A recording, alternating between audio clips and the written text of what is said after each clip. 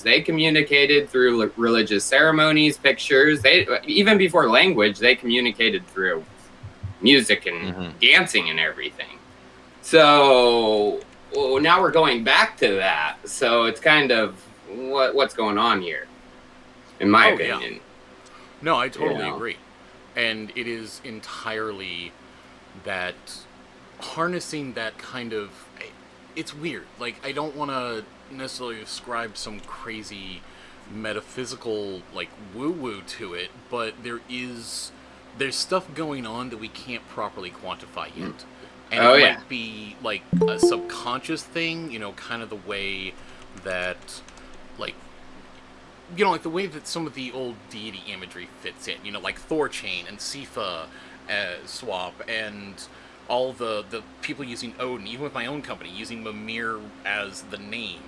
There's a certain, like, power in that is, like, baked into the culture, that even when people aren't aware that, like, Wednesday came from Odin, there's still something kind of down deep underneath that you can tie into. And magic is doing that. It's conveying so much information in that imagery. It's carrying along so much of that subconscious power that's kind of channeled into people that they don't even quite realize all the information they're assimilating, Yep. Yeah, oh, hey, Uvisius is here. Oh, hey. Sir Connor. Man. All right, we're live. Your picture's up. If you're cool with that. Yeah, so, no, I'm cool with anything. All right, sweet. We're just talking chaos magic, meme magic, kind of warming things up while we get ready for people to join in.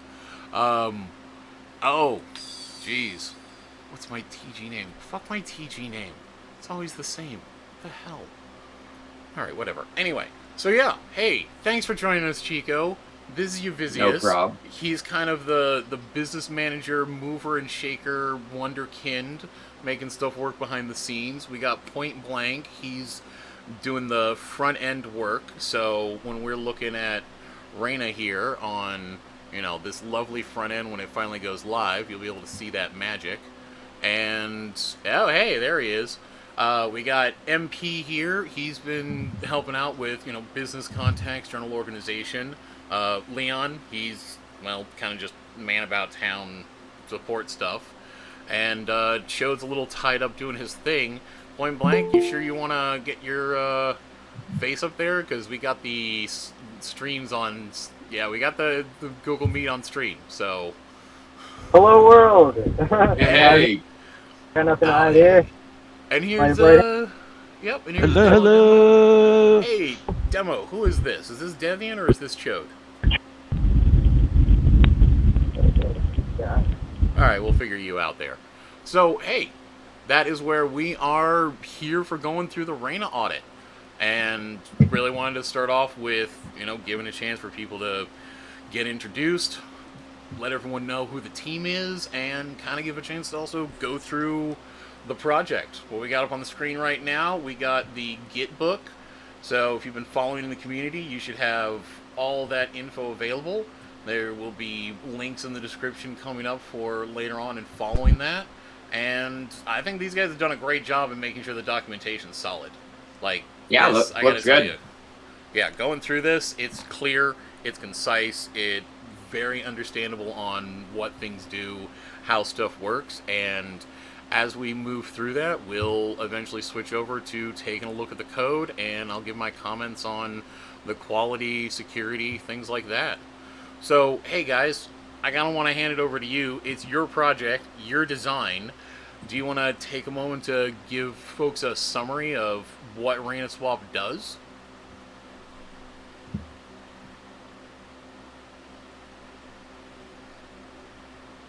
Uvisius, you want to go first? Yeah. Well, ultimately, it's a volume engine machine. It programmatically creates a arbitrage opportunity between two different exchanges, one being Uniswap and then one being Reina Swap. Ultimately, there is a Sorry, I'm freezing. There's like a. I can't do this right now. Sorry. Can you take over for 3 Mark? I can No, pick it up that's cool. from there. So Yeah, please go ahead, MP. think of it as it's a volume as a service protocol. Reina is designed such that there's volume generation strategies that are employed between Reina Swap and Uniswap, such that it creates price spreads between the price on Uniswap versus the price on Reina Swap, allowing arbitrageurs to come in to fill in those price gaps, to fill rebalancers, to which the rebalancers then help spread the price again. And it's a series of different volume generation mechanics that, through the arbitrage, through the spreads, through the pairings of projects that pair, we incentivize liquidity to go toward these protocols. So you can think of it as sort of like a volume stream, like a voluminous energy. It's sort of like if you guys understand nuclear fusion reactors, it creates a lot of energy. And in the case of Reina, we create a lot of volume. And then we direct that volume toward a project. This could be, a smaller DeFi cap project, could be like an RFI or a core, or, any one of the projects that we were inspired by in creating Reina, to deliver more liquidity. Because with more volume, often there's higher fees that are being generated by those platforms through the LPs. That would attract liquidity because then market makers want to come in, offer their liquidity to participate in the fee generation, and this can help prove out use cases for different projects. So there's maybe a project with a little bit of liquidity, but they're not getting the volume that they want in terms of being able to prove out their use case and really drive value. The DAO can coordinate with its members, with the community, with the Reina protocol community, to do we want to choose this project to direct volume to. So it's in a way it's kind of like pre-market making, like we incentivize the market makers with the volume. So it's essentially just a big volume generation machine, and we describe it as offering volume as a service, which is a first of its kind in the DeFi space. Well, I mean, so basically once. Go ahead. Sorry, you go, Kylie. No, please go right ahead. This is your show. I was just saying, so basically with this arbitrage opportunity, it's like going to be give or take like a 20% spread that's like programmatic. So basically, one person will go onto one exchange. You'll see, let's say you have like $10,000. You go to one exchange, you buy the Reina for cheap, which is the arbitrage opportunity. Then you go to the other side and you sell it on Uniswap. And it's almost like a seesaw effect where once it goes one way, it then creates the differential going the opposite way. And there's a transaction tax that's happening through this arbitrage game that is played between both humans and robots and things of that nature, like arbitrage, aggregators or whatever. But ultimately, this volume that's created, a small transactions taken off of each of those, or a small tax is taken off those transactions, and it's split into filling up the rebalancers, which create another game where it both creates a reward pool and a deflationary event that happens simultaneously. So it both burns coins and it gives rewards to the person who's able to hit the rebalancer. But basically, and then there's another part with that transaction tax that happens between each of the transactions between the arbitrage opportunity. It also fills the price floor, and it's like an ever increasing price floor due to the mechanics, hopefully. Yeah. And that's where when you guys were posing the idea and asked me to help out a bit with the architecture, I could see that to check that, it's not going to be 100% profitable all the time, but nothing in the market ever is. Because like you're saying, it's that seesaw of driving volume back and forth, and so sometimes it'll tip over, but that's actually just an indication that people should go trade on Uniswap. So and when they sell on Uniswap too, it also creates a burn, which also creates a deflationary event, which increases, price per unit or something like that. So people are fed a better portion of the reward pool or just the supply in general. So my question, go for it. My question is regarding, are you guys really focusing on profitability for the DAO? So you would go after tokens that you see an opportunity to create liquidity for, or are you looking for projects to come to you guys? We definitely, it's definitely built as an ecosystem. There a lot of different things can plug into it besides ERC20 tokens. Like it also has like ERC 1150 capabilities or 55, and like there's already been a bunch of people who, or chains that they're not ghost chains, but basically, they've run up to a certain price and they need the volume themselves, and so this opportunity helps drive volume into their pools and helps them, because a lot of, like for example, core RFI, the pools, the makers get money through the transaction tax, and so does the community. So then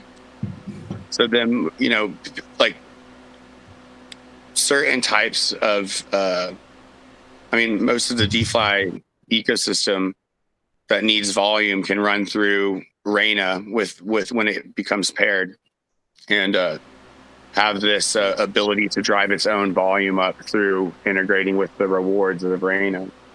So what I'm hearing here is, kind of to Chico's point, you're really looking for projects that could use that boost in volume to come to you, to bring their token over. It's beneficial if there's a transaction fee, but so long as there's some way, and this could be done as we see with some of the ways the pairs interact, they could feed into each other. So long as there's a way to keep the Reina pair supplied with tokens, then it can help drive through that arbitrage opportunity to make it easier for people to say, well, we literally got the example here in the flowchart. The trader comes in, they want to buy Reina, so they'll pay in Ethereum, and the system will move that through the Reina pairs and the Uniswap pairs to actually end up market buying, thus kind of providing an opportunity to buy something like Reina at slightly below market price and have the proceeds of that sale go to pump the Reina price on Uniswap. And it seems that the Reina token is serving as your reserve currency kind of for this, but also as that initial proof of concept for everyone to see, hey, this does actually work. And you can actually tie this in with another token, namely your ITS token, to be able to drive that. In fact, we have another diagram here showing that. That's what I was showing earlier, to show how the relationship between them can help them out. Sorry, go ahead. So that drives me to my question, are you guys going to do like a proof of concept to show, here's how we did this for this project before, like we're going to have to gather the data. Like there will, this is very much an experiment, right? This is alpha, this is early, we're testing out a lot of models and code that we, have a set of assumptions going into it that we think it's going to be able to do. And absolutely, like we're in terms of being able to gather the data to then be able to present like a case study that like, hey, this is a sort of criteria of a project that we, before Reina Swap interacted with it, and this is what happened after. Because we would have to go, we're ideally looking to generate data to know like what means success, what makes us pairing with a project successful. But separately from that criteria, to incentivize people to build on top of Reina Swap, the DAO will have a grants program, so whether it's building new projects on top of Reina Swap or pairing their existing projects with Reina Swap, making it a lot easier to help the devs on other projects that maybe are suffering a little bit more. It's very much going to be an experiment to figure out, like, and an exploration to figure out, okay, what are the sets of criteria that define a successful pairing with Reina Swap? Maybe there are certain types of projects that will pair better with Reina Swap than others. Maybe it'll make more, but that's, that we have to find that out through iteration and testing. That's definitely the case. I mean, I'm not the main dev, but that's definitely the case. There's a certain type of ecology that pairs very well with Reina. And the thing is that it helps the devs get paid through the transaction tax. So it's very much a community, like it creates community and incentivizes teamwork between like the ecology and the ecosystem. So, I mean, I don't really know much more to say. I mean, Yeah. I don't know. Yeah. It's understandable. It can be a little tongue-tied on that. So, but again, that's where you're highlighting that, like a lot of DeFi, this is kind of an economic experiment. The models that you've worked out seem to indicate that this would be beneficial for projects, can be especially useful for getting them launched. So when something new comes out, they maybe have an allotment of tokens they could allocate for this sort of thing, and thus kind of help prove out their model to say, yeah, we are incentivizing volume by selling things through the pairs here. I have to go back to the previous diagram to sell things through the pairs here, but that is simulating or is actually concentrating and driving what would be normal market activity. You know, normal cases where a token would be listed on another exchange. Like in this case, it's the Reina pair or the Reina swap pair that things are running through right now. But this can act as kind of a placeholder to understand, well, you know, what if it was Coinbase? What if it was Kraken?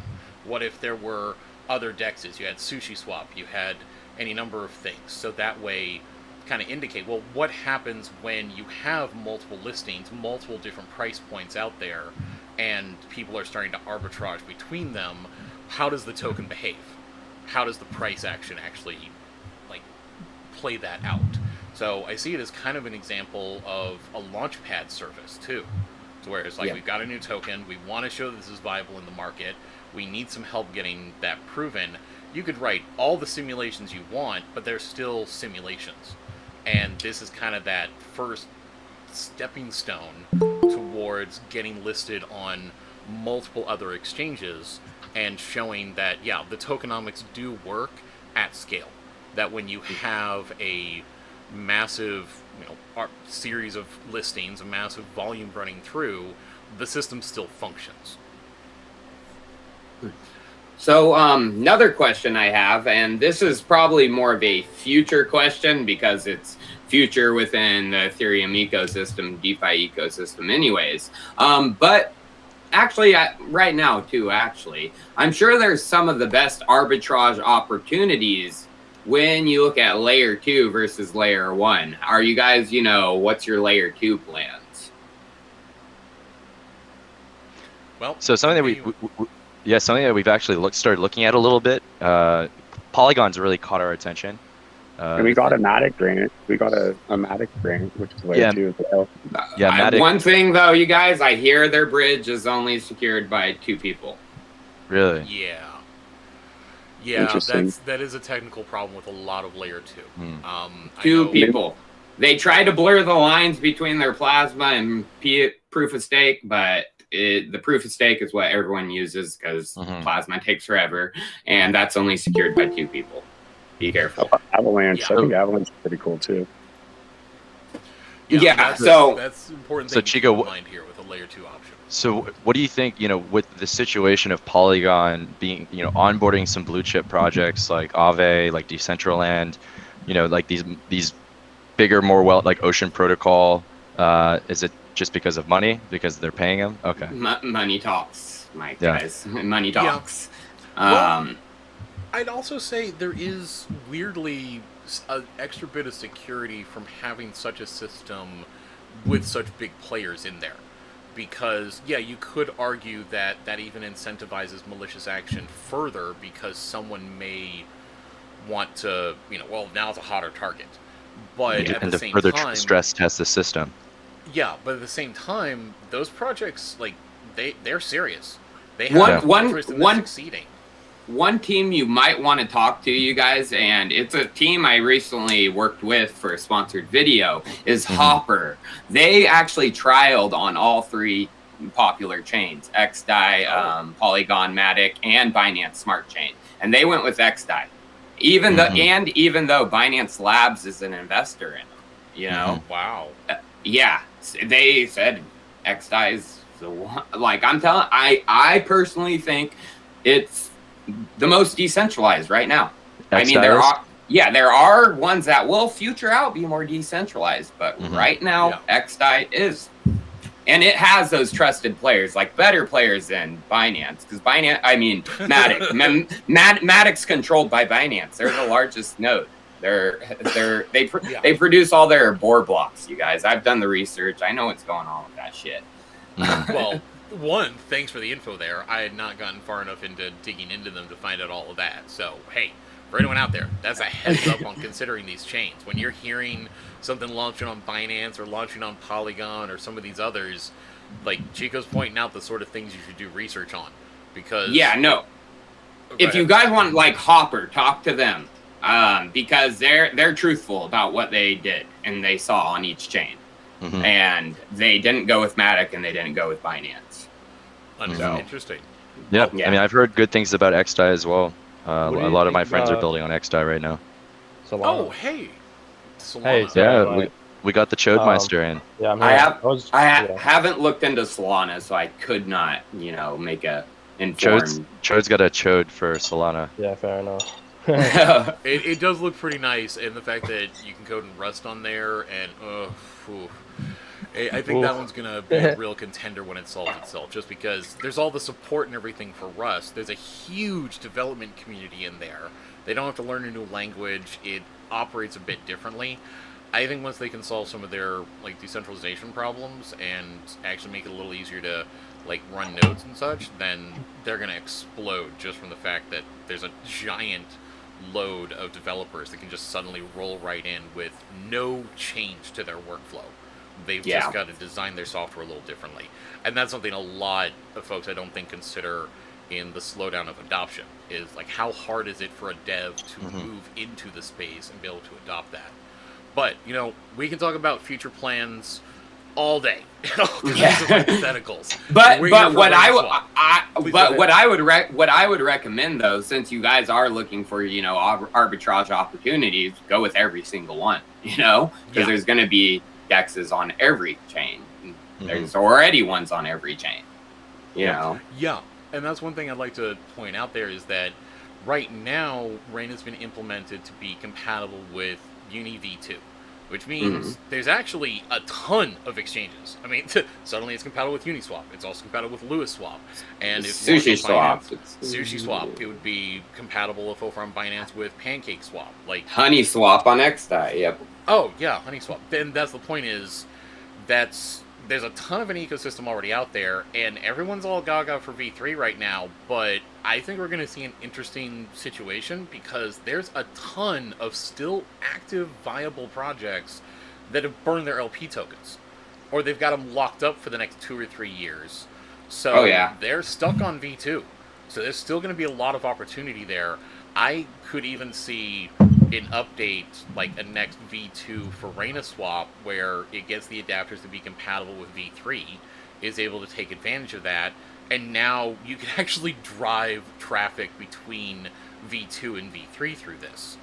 But that's where there's a lot of potential in what's happening, but I think maybe we can focus on what the launch plan is and what features we're going to have right off the bat.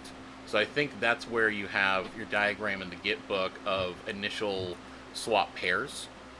And you have this layout of how, if I'm understanding correctly, guys, this is how the pairs are being supplied.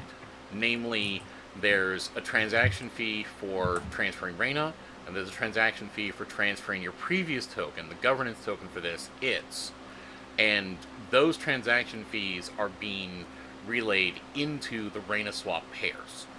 And I think an important point that we haven't brought up here is actually how the pair's working, because this isn't just another Uniswap clone. This little R token here, right there, this where it's saying R ETH or R ITS or R Reina, that's where Davian, not sure if he's in here right now, the dev came up with a genius way to implement Chode's economic models. That's one. Chode came up with the economic design, kind of genius here. Spent a lot of time working on that and refining it and annoying the hell out of the devs I know because kept adjusting little things here and there.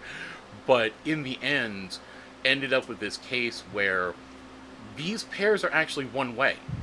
That's what I found so interesting when you were bringing this up, when you're thinking it up, and what Davian implemented so geniusly with the actual case. Because one thing we don't have here, technically, all these pairs, they're actually, like, they're Uniswap pairs, yes, but they're containing a wrapped token. That's the R token.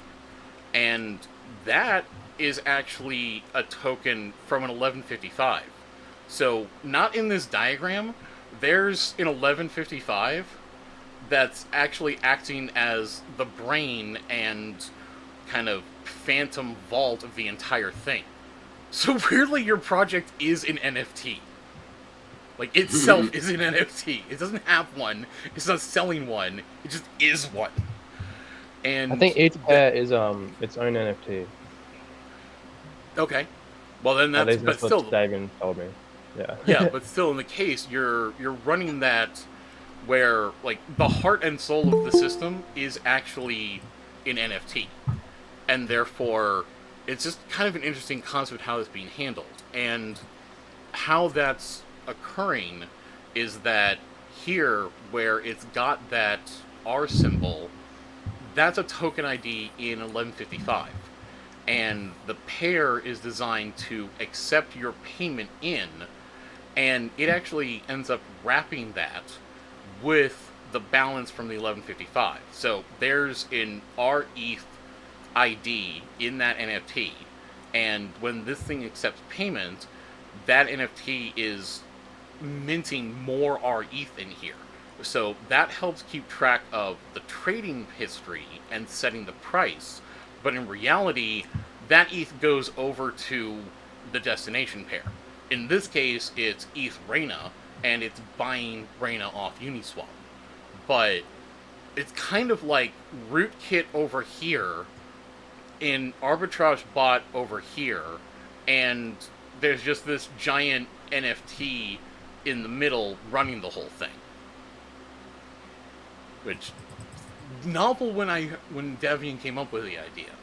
So that's where I think when we move to, when we move down to what the pairs are actually doing in this case, and this is where we can get to the code to show how this is being handled securely, they're being replenished from the transaction fees. People are paying in the various tokens, the R version of them. Yeah. Why are you not drawing there? The R version of them. And in that... Oh, I think I switched over to the wrong one. Anyway, I'll figure it out later. But the R version of these, it's minting those out to maintain the price. Then they're receiving, essentially, the Reina or ETH that's coming from the transaction fee. So that's also a thing to consider, is that there's a time factor here. Yes, the more people take advantage of this, the more this is going to be refilled. But there's also not a cap on how much they can buy.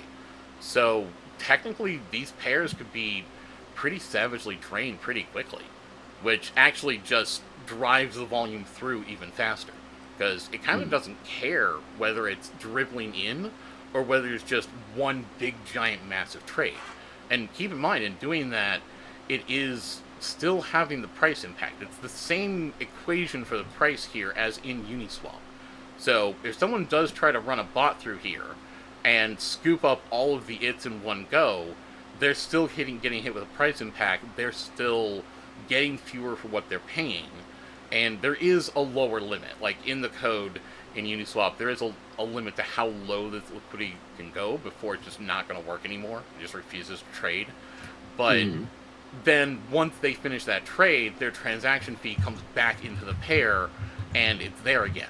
And whatever they did, like they probably did that because it's effective to go trade on Uniswap, or they think the price is going to go up, and lo and behold, their ETH did go over there, but it's now also in with everyone else's. So price goes up here, you'd have the option of, alright, I bought it slightly below market price. When I bought it below market price, my payment actually went in to help raise the price. So if I come in here when this is already below market value, and I execute this trade, then in a weird way, I've actually kind of recovered a portion of my payment to then recapture that on the other side. So if you're in LP here, in Uniswap, you buy below market price over here, you sell if the timing's right when it's still above market price, or even wait, you're effectively recovering your payment and then profiting off the, well, hopefully additional volume in where this was already above market price. So in a weird way, it does end up, if you can go back and forth, where you're getting the pure arbitrage profit, just kind of built into the mechanism. Nice. I think, yeah, So- with the Reina swap Please. pairs, they also have these because they're on a curve, right? So as the liquidity grows, you'll be able to make bigger purchases from the pair. But also, if you overprice the pair, so like if someone buys too much and it's more expensive on Reina swap than it is on Uniswap, then there's obviously going to be like tokens in the pair that aren't, like, no one's going to buy, right? Because they're too expensive. So there'll be like a shit ton of Reina and its in those pairs that are too expensive, and they're basically removed from circulation. So it has a somewhat dynamic supply. So there'll be times where it's just not viable to buy from RenaSwap. Hopefully not too often, but all of those tokens above the price, like above the price curve that are too expensive, they're just not going to enter circulation, basically. So it's somewhat deflationary in that sense as well. Interesting. Yeah, and I see that as it's deflationary, but not in a crude, ham-handed fashion where it's just burning tokens or locking them permanently under a price floor somewhere, like is effectively kind of what happens with Core, or isn't, still creating a floor. There's a ton of projects actually create that floor, but they kind of waste the tokens there. I know some do stuff with them where they're actually depositing yields, so there's something, but they just kind of sit there and rot. And the other point is that even when that's the case, like, sure, you can't, on the Reina ETH pair, you can't sell Reina in and get Reth out. But you can sell Reina in and get, sell Reina in and get its. And when you have its, you can also sell into the Ritz pair with Reina. So even when, as you're pointing out, one of these ends up being, a ridiculous price compared to the market, and you probably don't want to go buy here, well, if you did buy here, and you're taking part in the rest of the ecosystem, then there should be another pair to go sell that into. And that's probably also a good indicator that, again, there's another arbitrage opportunity between them. So, weirdly, I'm kind of curious to see what happens if we pointed a Reina swap pair at a Reina swap pair. That'd be Yeah, I think those two pairs are the most interesting ones. And, like, I've thought about it so much and I still can't figure out what's going to happen with them. Like, I just feel like there'll be so much arbitrage opportunity in those pairs that it's impossible to predict it. And like you're talking about, it keeps raising the price floor. But it raises the price floor in a way that doesn't actually technically end up locking up any tokens, because this Ritz is just something on the accounting books, basically. Like, it's literally just there to say, you can think of this more like a vending machine, because you're not really exchanging through the pair. You're just buying a token for a price. It's just the price is on a curve, just like Uniswap, and technically our versions of the tokens are acting as that price floor, but there's no reason to actually keep them there. Like, you're literally just using them to calculate a price based on demand. Hence, since this isn't really an exchange, it's kind of like a vending machine, then so long as you keep getting, the token to actually trade with, which comes from the transaction fees, which comes from people taking part over on Uniswap to transfer, then again, it kind of acts deflationary, but you can always, like, the market, if it wants those tokens, it can get them. They're not trapped there. They're just very expensive. Yeah, and I think one of the most interesting things for, like, the future is because we have the grants program, and because people are going to see our like a new, like, sort of style of pairs, and they'll be, like, hopefully inspired to build on it. is like the algo stable coins will be able to have like their own like bonding curve, sort of fucking whatever they're called. I think you know what I'm talking about, Cody. The bonding price curve. Similar to how Contribute has uses the one. buyback. Yeah, pretty much everything that's based on Uniswap is effectively a bonding price curve. I mean, it's effectively what they're doing. So you're hitting on, this is a very fundamental, kind of primitive calculation that's used everywhere in the market, which also means that all those other exchanges are going to respond in ways that are predictable to these. Like, they're behaving the same way. So this plugs into any model you currently have, or any bot you're working with, or any other contract that does this sort of thing automatically. Yeah, I think there's definitely room for some sort of algorithmic stablecoin on RenaSwap, and I've been trying to design one, but it's hard with the current busyness of everything. I will say, I know the D-Base guys, and I definitely owe them an improvement on the project. I just had a few things fall through.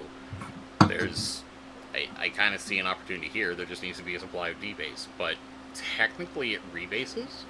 So if you keep driving volume through D-Base, which raises its TWAP compared to DAI, which means it's going to positively rebase, technically the pair never actually sells all of its token. Like, it could try to, but because of the minimum liquidity based on the code, because it can't go below, these numbers can never come out to be zero. So it just blocks trading below a certain volume. Well, technically the pair is always going to have some, and it will always replenish itself as it positively rebases. So it doesn't really have a transaction fee in there, but it still keeps the pair supplied. So I can definitely talk to them if you're interested in having that pair up and seeing about getting some D-Base in there. Yeah, for sure. Cool. Well, then I think, unless anyone had any other questions or points they wanted to talk about on the design and intention, I guess one thing they kind of move to is, how are you guys handling your sale? It's kind of a complicated chart here, what you have breaking down. So, are you talking about the 5-day reservation? Okay. Is that what you're talking about, sorry? Yeah, the 5-day reservation and then the distribution. You have it well documented here in the Gitbook. So. Oh yeah. Okay. So I think the inspiration came from Wise Token. They did a 50-day reservation event similar to this. There's 5 24-hour reservation days, and they'll each have their own price. So the listing price should be an average of the 5 days. And the idea was basically to give everyone a fair chance to get in at either a good price or the average price. And just make it a bit of a gamified version of a regular reservation event. Alright, so yeah, it's looking 5 days. You're reducing the amount available each time, so thus making it, if you're a latecomer, a little harder to get in and helping to raise that price moving in. So I see that you're clearly incentivizing folks that know what the hell's going on and are wanting to get in early. See here, that's selling 5,500 tokens split up over the 5 days, and you've got a pretty nice pie chart here explaining exactly what the token distribution is. So you want to run down where all these are going? Yeah, sorry. I was just having a bite. Yeah, so it's 5 million now. But so 50% will be sold in the reservation event. And then the liquidity will be 3,750,000. Then 1 million for grants, and then all the little numbers will be just preceding the RenaSwap pairs. Education, just spreading the word. And then there'll be a team, a locked team cut that's just unlocking over, I think it starts unlocking in 6 months, and then it's a per month thing. And then we have the DAO Dev Treasury. So I think the first thing we want to do after everything comes out is get the governance up and running, so we can just be a fully governed ecosystem by the community and holders. All right. Well, perfect. I like the planning ahead there. So, to be clear, you guys are going to get 1.36% divided over the entire team. And I know you got a fair number of people involved. And Yep. where are you going to be? Have you decided where you're going to be locking up the additional for grants and immediate education? The stuff that seems like it should be liquid and accessible, not under the time lock like you talked about for the team tokens. Yeah, so there's actually the from the ETH collected in the reservation event, 70% is going to the liquidity, and then 30% will cover the dev work and the future development. Okay, so planning ahead right off the pot and right off the bat and just taking that chance to collect that capital. That way, things can keep going while everything's moving along until those team tokens unlock, but the market pretty much doesn't have to worry in that your tokens aren't going anywhere for 6 months. There won't be any dumping of tokens. Yeah.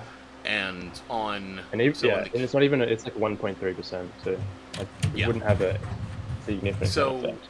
For the ones like the immediate education, the future education, that one's clearly going to be locked.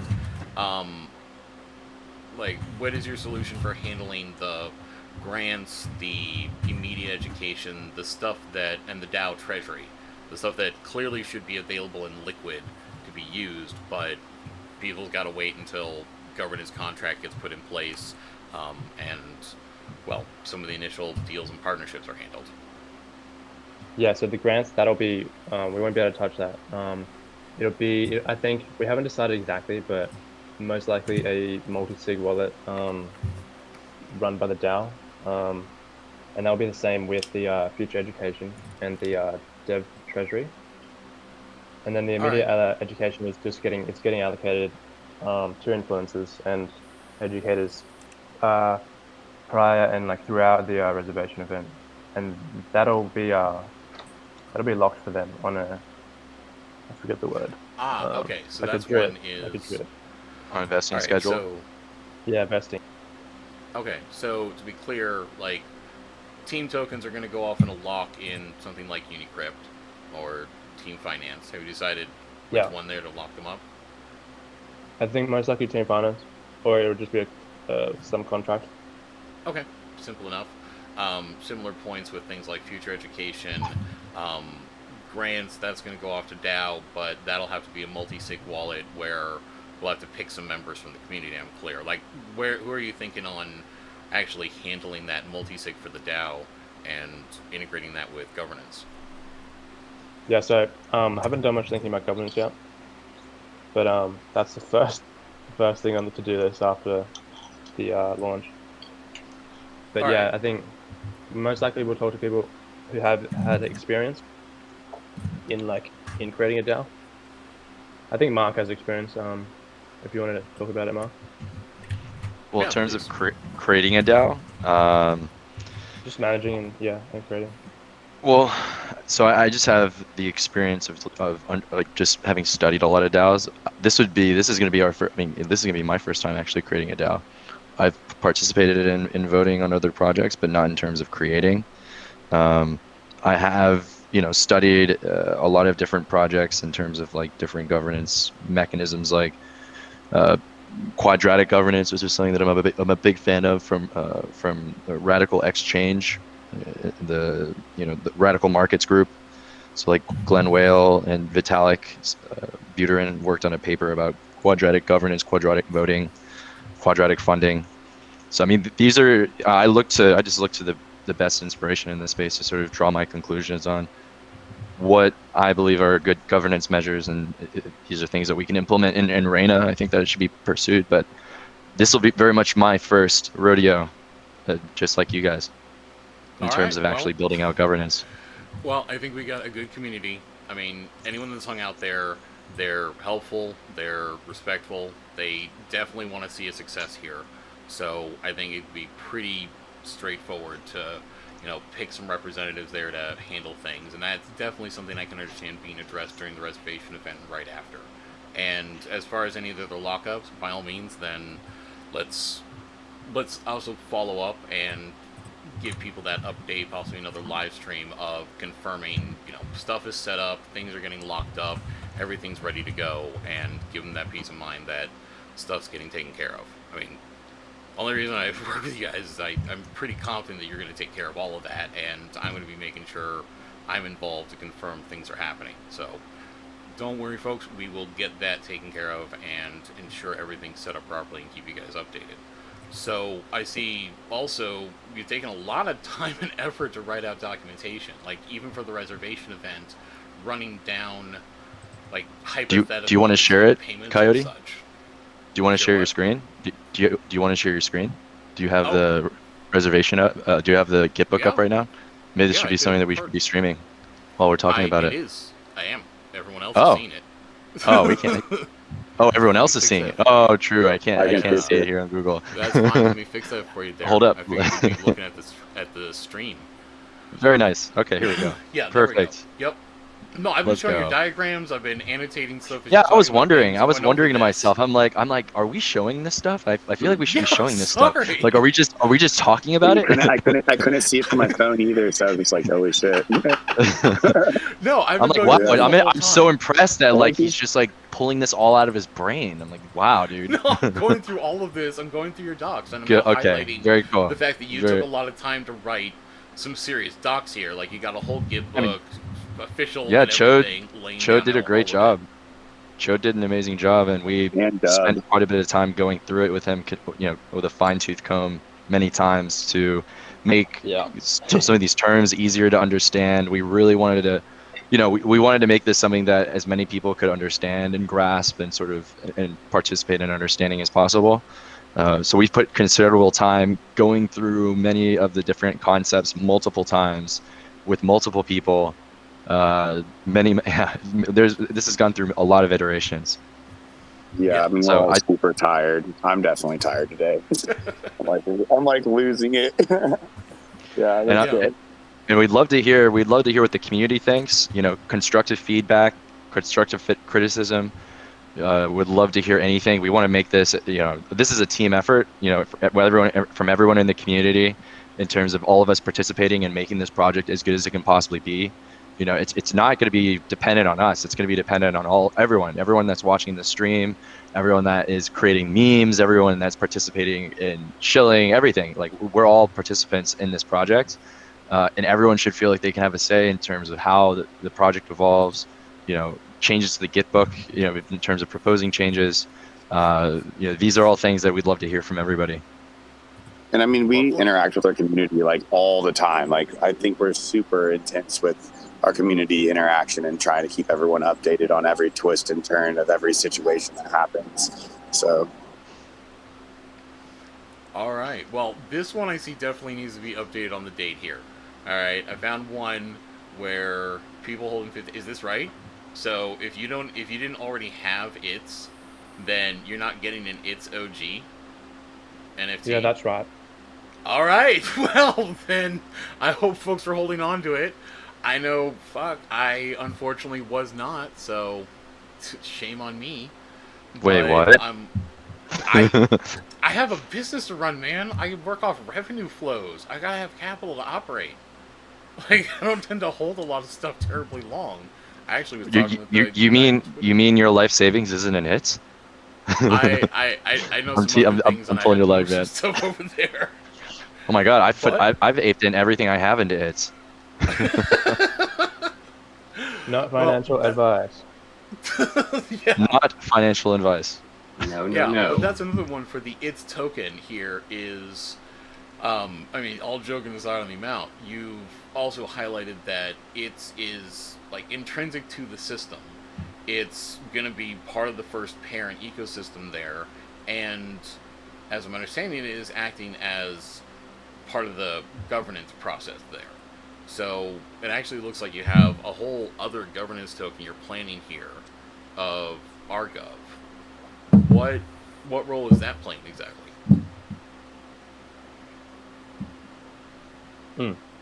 Sorry, so you'll be able to stake ITS and mint Argov, and the idea with Argov was to just make it so that people needed to have their ITS locked up in order to like contribute to governance. So most likely there'll be some sort of yield going into that pool. So you'll be able to stake ITS, earn yield or something like that. Okay, But so kind of I think, farm yeah. Argo for a bit, or is it going to be? Yeah, so I purely think profit? it's gonna get minted. Like Argov will get minted, but we haven't decided if it's gonna be an ERC20 yet. Like it might be a non-tradable token, and you might Okay. just be able to earn yield. Like a lot of other projects do a similar thing. So we'll most likely base the Argov contract around some similar sort of governance project. Okay. Well, understandable. That's also something to check with the community on and get that feedback on how they might want to handle things and handle that. So, I mean, if you don't mind, unless anyone else had something they wanted to try to bring up in the documentation, I wanted to take a moment to highlight, the actual implementation here and how things actually operate. So, before I switch over, first off, I've been seeing mostly just comments on like how happy the chat is that they're getting a chance to like see an in-depth review. Folks are very appreciative that Chico's here, and I gotta say thank you, man. Like, Yeah, no I'm problem, happy that we guys. helped out. And just generally everyone was like, fantastic, we got in early and no one notices. This is gonna explode. Alright, so did anyone else here have anything else they wanted to like highlight, or Chico, any questions you might have had on anything we went over? The main things were, issues, not issues, but, what I see, the project should focus on is really, the proof of concepts, really getting those use cases detailed in the data for those first ones. And then also, layer 2, I think it's going to be highly important, especially with arbitrage across layers, across blockchains. So, yeah. All right, cool. Well, then that's where I think we can kind of take a quick look for the actual reservation event. This one, looking through that, very straightforward, just a pretty simple price on, you have the option of either just sending your Ethereum there, so technically you could just blank transfer right to that. It does have information on how much is available, so interface can keep you updated, and I like this one, automatically list on Uniswap. So part of finalizing and completing this is to just go ahead and do all of the deposits. So I always like when I see a project automatically handling the distributions. We really should have a platform for this and turn into a service, but we will talk about roadmap on other projects later. So nice and secure that it's occurring there and logging that such things occurred. And claim process, pretty straightforward. At the end of the sale, people come back, they'll be able to claim. It's handling the appropriate math, especially on the withdrawal. So that's where I wanted to highlight. A lot of projects you'll see will just stick reentrancy guard on there. This is actually like one of the first exploits ever found in Ethereum. So the ability that, yeah, it's how the DAO got hacked. Yep. So there's two solutions here. There's code libraries that specially have what we call a flow control implementation. It's in OpenZeppelin. It's literally reentrancy guard, and it literally prevents that from occurring. But the other option is to just write a workflow that's safe and make sure you're interacting with contracts that you trust. So here in the claim, if the first time someone claimed, it's going to, automatically generate the liquidity, send that out, and then in this, it's going to read in what their reward should be by calculating that, and then in that calculation, the reward is basing it off what their contribution is. So after it calculates what you'll get back, it then knocks off what your contribution is to indicate you've already redeemed. Then it handles the transfer. This should still be safe because this is the Reina token. Like, we know this code. Like, we don't have to worry there. But if something did go wrong there, technically, if somehow it came back in, it's already knocked off your contributions, and the reward, where'd that one go? And yeah, the reward function is calculating that in and pulling that off the ETH received and your contributions for actually handling that calculation. So that one's inherently safe.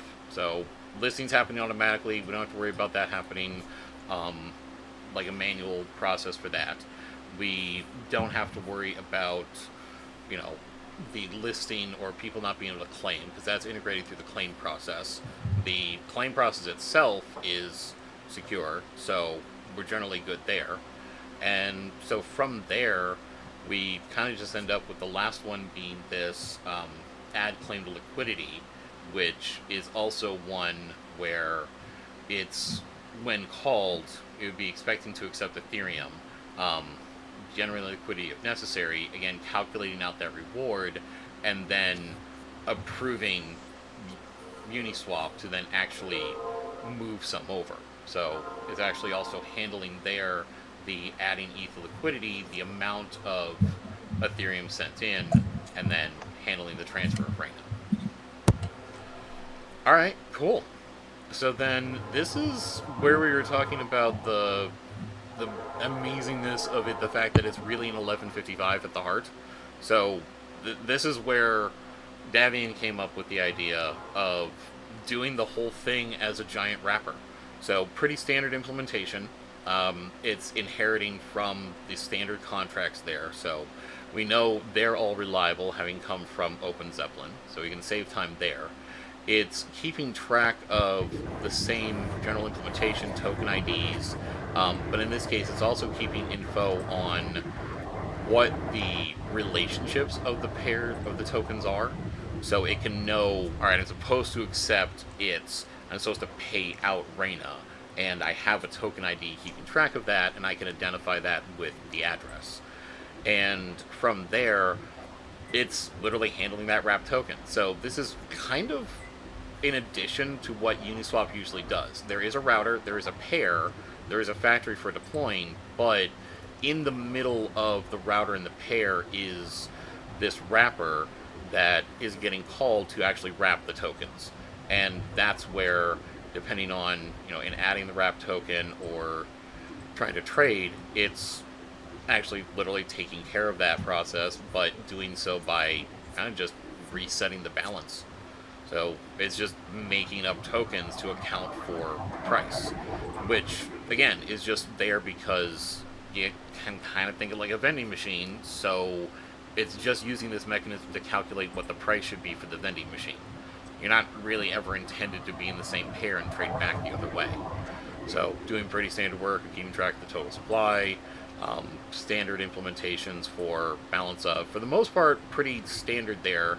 It's just having to make the small modification where it's dealing with a trade and thus needs to confirm, all right, which pair talked to me, because that's going to indicate to me as the NFT what my response on which token you care about and what the balance is. Because again, it's an accounting mechanism. It's not intended to represent a trade mechanism or a currency.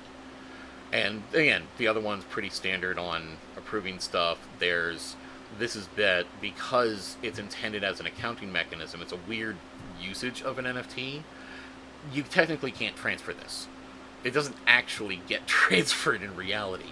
It kind of does. The implementation, the code is still there, but all this is doing is accepting the ERC20 and making sure that that gets sent off to the appropriate pair as a safety check, as a confirmation of, all right, did we actually get the tokens from the person? And having actually gotten the tokens from the person, then we will be able to confirm that, yeah, we can go ahead and handle the transfers out to the appropriate Uniswap pair to then get that passed back to the user. So again, standard implementation. It does, I like that you guys put in the safety mechanism on receive. So if someone tries to just send it ETH, it just reverts and sends it back to them. So that is always, I consider kind of being a polite citizen of the blockchain. No, I'm not supposed to just take your ETH. I will go ahead and send that back to you. So for everything else, that's one point to bring up is, we were saying earlier, it's like Uniswap. There's a router. It's actually got the same implementation there, so entirely compatible. It's doing the same general operation, just in this case, it's doing its own lookup to figure out what pair address it should talk to. But again, it's all roughly the same implementation. This thing is literally operating the same way as Uniswap. That's why a lot of this code looks very much the same. The main difference being is that it's talking to this ERC 1155, but it's treating that like any other token for the most part. You had to turn the workflow around a little bit, but that's also why all of this router ends up being secure, because really it's just reusing Uniswap. There's a few little changes in here where it's passing in additional information, but otherwise it's the exact same workflow, generally the same logic. It's just really a big change from how Uniswap v2 operates to add that 1155 behind the scenes. And for the pair, it's it's actually like shockingly simple. Because it's just holding on to an 1155, it doesn't actually need to do anything. It just accepts an 1155. That's really kind of it. Other than that, it just is a Uniswap pair. There's nothing else it needs to worry about. So, in a weird way, this is really. I'm not even sure how to consider that. The fact that it's literally just Uniswap, you just had to add on, yeah, it can accept 1155s, otherwise we're good. And as far as the factory, that's, again, pretty straightforward. You've got the actual code that it's looking to deploy, has the necessary interface imported, so that bytecode will get packaged up there, and it just drops them out. It's actually going to be pretty cheap to make a new pair, because for the most part you're just doing some data storage and then popping out this tiny little pair contract that doesn't have much to it. I mean, yeah, there's a Uniswap v2 pair, but it's pretty much going to be comparable in cost to get on board. So then, I guess that really just kind of leaves the Reina token. This one, a little more complicated from an ERC20, only in that it has to keep track of where it's supposed to distribute its fees and divide that up. But that is all set as part of the constructor. It's got pretty standard implementation for transferring things around. Just inserts the calculation there of, all right, we're going to take the amount that we're supposed to divide by to get the fee, do that calculation. Having done that, we're going to go ahead and transfer that to the fee distributor, and then whatever's left over, we're going to transfer that out. It's also a nice safety measure. You're not going to get like weird rounding errors or things, because you're literally just doing the math again. So you did the math to figure out what the fee amount is, and then you're literally just making sure to take that off. So that ends up being a pretty standard, unless there's a feeless transfer, and as I understand it, that is generally done, a lot of projects do, we're not going to charge the fee on Uniswap, for example, especially since it really monkeys with the slippage and gets a little crazy. So if it is one of the feeless ones, then that'll just do the transfer and doesn't actually take the fee out. Governance has the ability to toggle an address for feeless, so it can be listed on other exchanges. Technically, you could put any address in there, so heads up, like, technically anything could get added in as being feeless. Again, pretty standard. All of this should be under multisig, and thus you can just be aware of what is there and basically just keep track of the multisig wallet and confirm what it's actually doing to make sure that nobody's adding in additional addresses. Otherwise, for everything else, it's pretty standard operations for governance and modifying things. So rebalance interval, that would be how often it's kind of going through its gyrations and distributing things out. We'll get into the staking in a moment.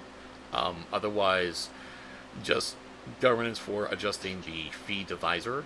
I like how this is a good secure model here, because there's a natural cap on how far it can go. So even when this is handed over to governance, even when it's deployed, no real shenanigans get pulled here. Like, they can't set it to 1 and take everything. It's enforcing that in the calculation, because we do need some room in some granularity there to be able to handle partials of a percentage.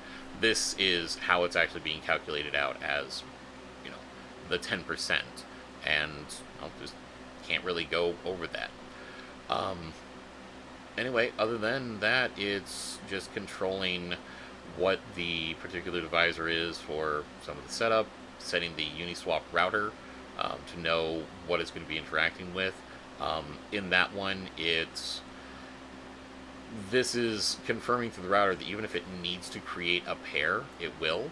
So the one time you call it, it's going to get created and established.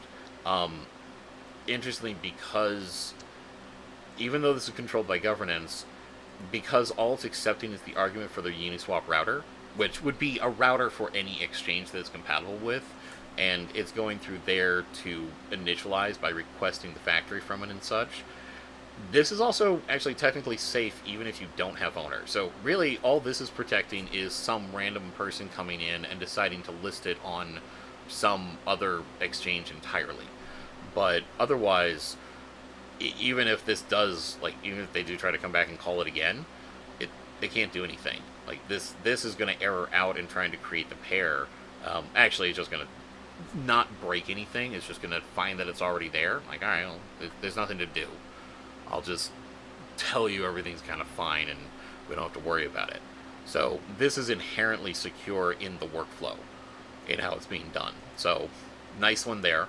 Also gives the option to list it on other ones, but doesn't magically come up with any other tokens. So this could be used to add on other exchanges, but you're going to need some tokens to start that off. Where was I?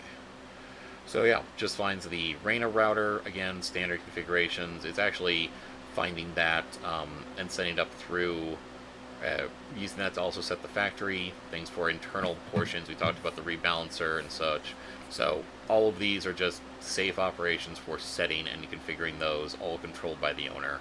And then the last one that does have non-reentrant, because it's not really cost effective to try to make this one an inherently safe operation. So this is just having, like we talked about before, that protection against something coming in. Then it just goes through and calculates out that rebalance, calls the rebalancer on, well, which is now part of its. So that, I think, is a decent point to bring up. We hadn't actually talked about this rebalancer at all. Is that, I don't recall that being in the documentation here. So do you guys want to take a second and explain what the rebalancer is and what it does?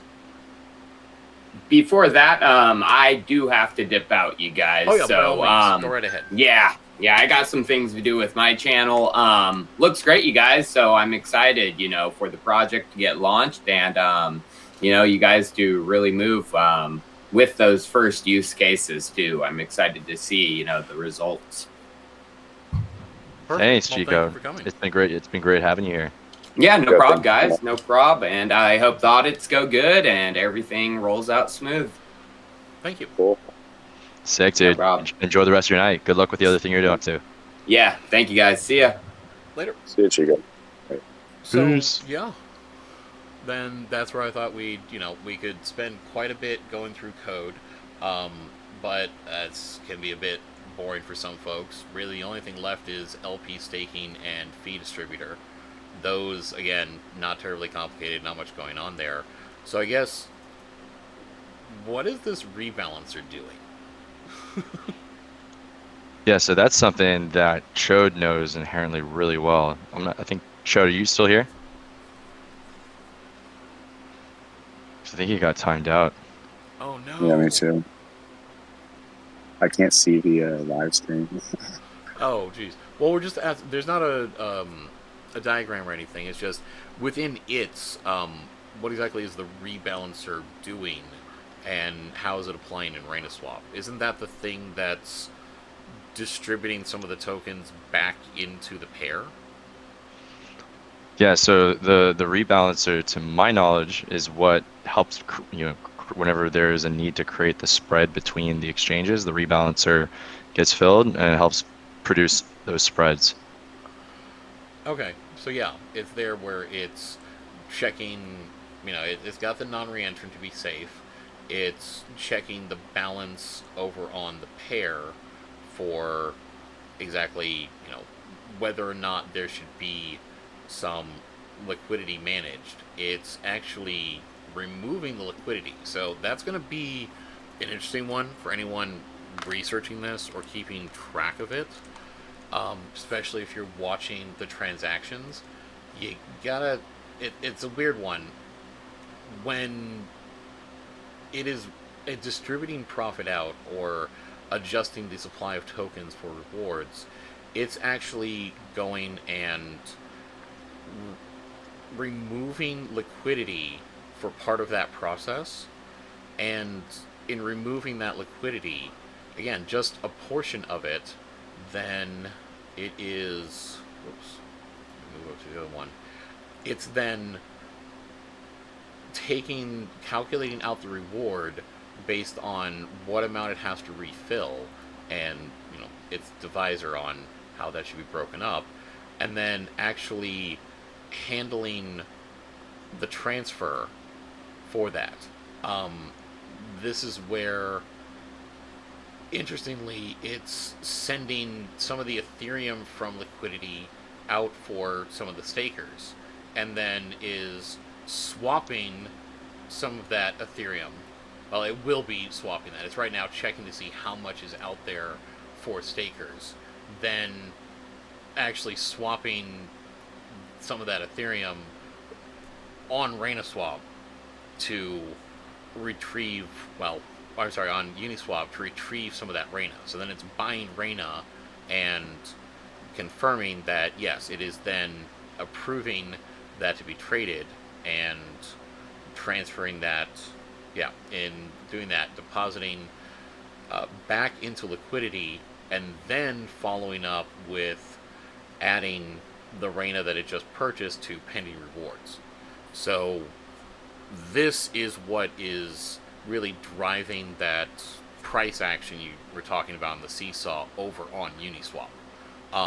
But as part of the distributing for rewards. So even when rewards are coming out to the stakers, that's actually coming through the same mechanism that the rest of RenaSwap is operating under. So there isn't actually an emission rate for this. It's just recycling the tokens and presenting that back to people as part of its buy process and creation of the arbitrage, and then for stakers setting it up to, here, have some tokens, and we actually just inflated the price here for you, so you can go take advantage of that on any of the pairs, including RenaSwap. So overall, code is reliable and secure. As I covered, a fair portion is just reusing Uniswap. That's battle-tested code, so plenty there. The tokens themselves, standard implementations. Rebalancer gets a bit complicated, but really it's just withdrawing liquidity and trading. And that's already known proven actions. We already have non-reentrant on these to be extra safe to ensure that someone can't force this thing to cycle through. But even then, it has basic checks in there to, if any of this math comes out wrong, like it's inappropriate, there's a zero somewhere in here, then the way things are being calculated, for the most part, it just doesn't work. It just decides not to do anything because, there's just not anything to work with. So it's also it's inherently safe in that regard, that it's preventing someone from just calling it again and again and again. And even if you did, all it ends up doing is funneling tokens over to stakers. And that only works so far because at a certain point the math just doesn't work out anymore. So that is also inherently safe. And then just comes down to the fee distributor.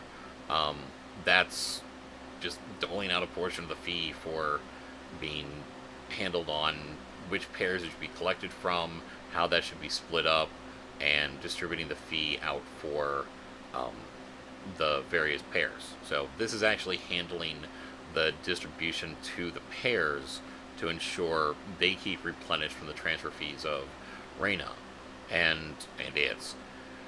And so in that case, it's, well, really just confirming that there's something to work with and then transferring that over.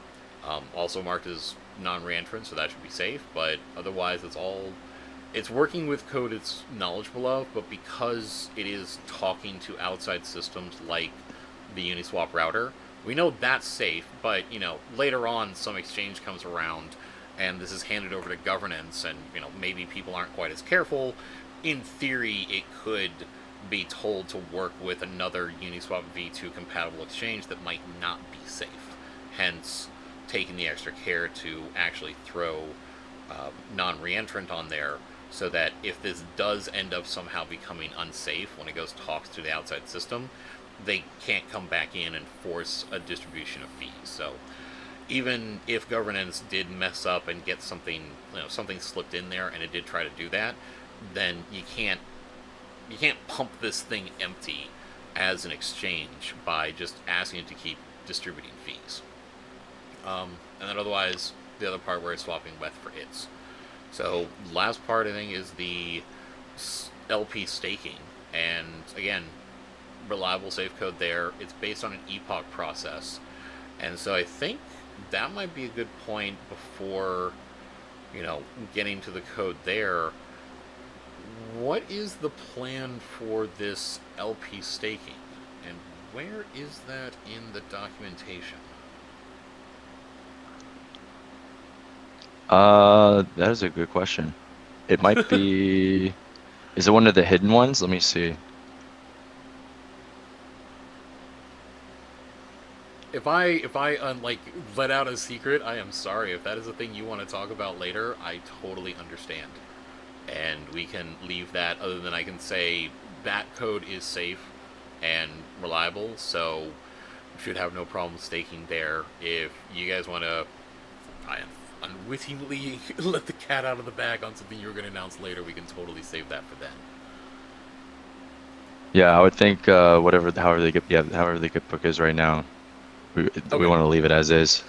Okay, no problem. Sorry there. So there is LP staking. They'll talk about that later. Otherwise, You heard it here first, folks. You heard it here first. Yeah. All right. So from there, I'm not really seeing any questions. Mostly everyone's just very happy. Otherwise, what's the crew cut in the Reina token Reservation page? event code? Check the Reina token page. Okay. So yeah, crew cut in the Reservation event. Quick question there.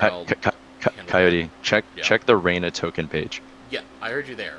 Okay. Did have the question in chat of what the distribution would be, and that's where I can highlight in the Gitbook. It all covers it right here with a breakdown of where they're allocated, who they're going for. So if you do want to check that, it's completely transparent on where that's going, and Team is getting 1.36% of the tokens under a 6-month vesting, and then what was it? A percentage of the ETH as operating capital right off the bat. So that way there's no incentive to dump, there's no type of tokens that you even have access to be able to do that, and everyone's able to continue operating. And then you said Reina token is where the LP staking is coming from. Okay. So this is where it's describing the rebalancer that we talked about, that process here. So in actually rebalancing, reducing supply of ITs on Uniswap, increasing them in RenaSwap, burning Reina, everything we talked about. In this case, the actual breakdown is it's handling the rebalance when it's withdrawing that liquidity, splitting that up, and then sending the Reina, like we saw in the code, to a few different destinations. Sending it back to its Reina pair to keep that populated, the RETH Reina pair to keep that populated, and then off to the rebalancer, where it calls that, and then portion to the treasury, and then it burns 40% of that Reina. And then the staking program is kind of an interesting one. So this is where the case of how it's being used, you're purchasing Reina rewards with tokens. So it's not exactly LP staking. It's like an LP buyback for Reina. So in this case, you can come in and earn some of those rewards, but you're doing that as it seems. Looks like you are depositing that as part of that process. When the staker's returning them, they're spending that. All of those tokens go back to the Reina Rebalancer, so it has more to work with. That's the important thing here, is that as you're selling the LP tokens back in, you're supplying those to the Rebalancer, and as we saw, it's withdrawing and trading, and as that continues, it will have more to work with, and thus can help kind of amplify that effect. So in this case, they could either pay in with LP tokens and it goes to the balancer, or they could pay in with ETH, in which case half the ETH is going to go to market by Reina off Uniswap, and the other half to create LP tokens. So it's not going to just kind of burn out entirely, but you can help incentivize and provide more liquidity and collect rewards by just giving this thing the ETH it needs to buy Reina off the market at a split. So it takes the ETH, splits it in half, buys Reina off the market, and then immediately deposits. So again, the system can keep going.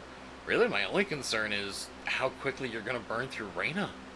Like, 40% is getting burned. That's gonna wind down pretty fast. Yeah, this is something that Chode and I have talked about, actually. But Chode believes that it'll be like a negligible in terms of like being able to burn through the tokens. It's going to take a long time. He thinks it'll take a very long time, despite the information that you're picking up on reading the Gitbook. Yeah, once volume seriously picks up on this, I mean, again, the fact that it has a natural stop where it's not always going to be profitable, but because you can go to another Reina swap pair and make it profitable, like, it's... Whew. Again, this is the problem. This is the thing that comes with every deflationary token. I mean, every single one out there, Core does it, all of them. If there's any sort of burning or removing from supply permanently, they do have a life expectancy. It's usually measured in years and years, so, like, depending on the activity, and this is running through.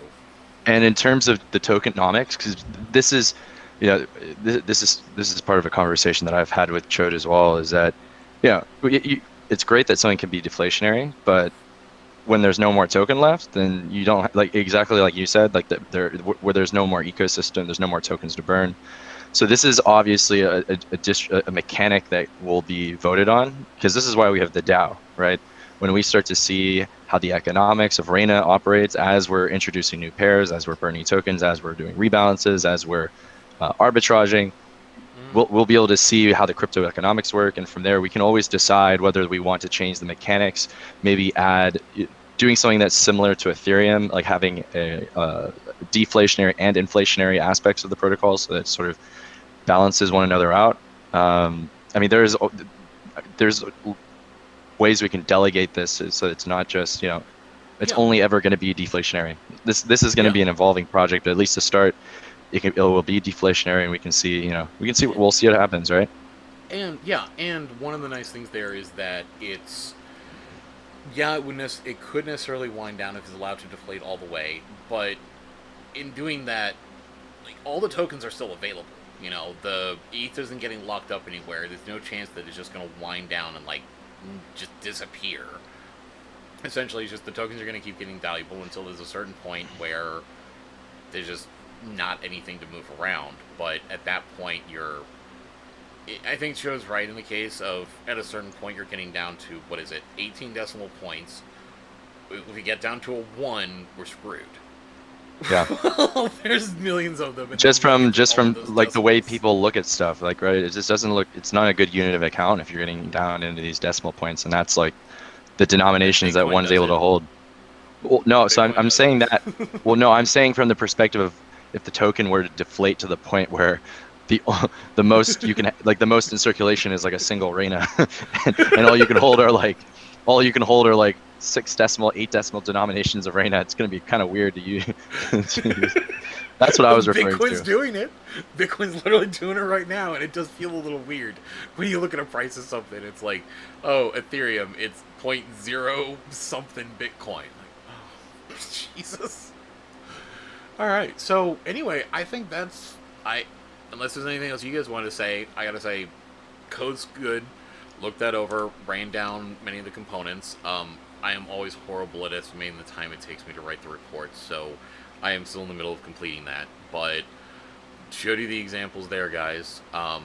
Did you guys have any points you wanted to bring up or help close on? And I'll see if the chat has any further questions.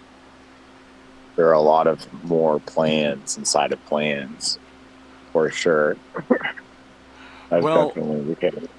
I do know that we've been talking about some of the other projects that you have designed, some other teams have designed. I know there's some collaboration going on for some future releases. So I'm sure we will be back as you guys work that stuff out and make progress there. Definitely. So from there,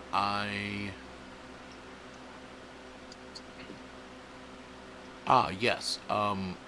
From that, one point is being brought up. Yeah, to say the crew, there's an array of addresses. They're receiving a percentage of the liquidity from the event. Yep, so thank you for clarifying that. Otherwise, I don't see any other questions. I think we're generally good. So, thank you guys. Kind of nice to come back out of retirement a little bit and do another stream. I hope this helps out and works out well for you guys. If you can hear me through my microphone, I'm giving you some applause right now. Thank you for hosting the audit, Coyote. Thank you for bringing Chico Crypto together with us to start and roll this out. Thank you. Much love, Coyote. Thank you. Well, thank you. Thank you. I appreciate it. I'm glad I could help out there. And otherwise, then, yes, still thank you to Chico and audience for coming and seeing how it goes. And with that, we only got plenty more work to do. So I will say goodnight, and you guys can check in their Telegram and their Discord on when things are getting deployed and when sale can directly start. Unless you guys already have that date. No? It's really soon. Yeah, Okay. I don't know the exact date. All right. Yeah. Well, they'll be letting you guys know exactly when that's available for sale. Keep